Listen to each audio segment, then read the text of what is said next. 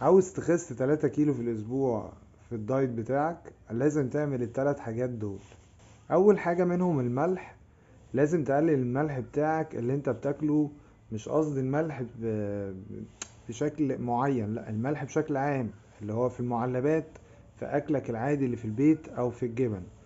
ايه النسبة اللي انا المفروض اكلها في يومي؟ المفروض اكل 5 جرام ملح في اليوم. تاني حاجة هي المية.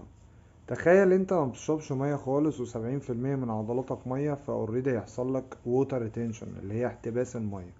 طيب انا عايز انزل المية الزيادة دي، احاول اشرب كرفس، بقدونس، جنزبيل. كل ده هينزل لي المية الزيادة.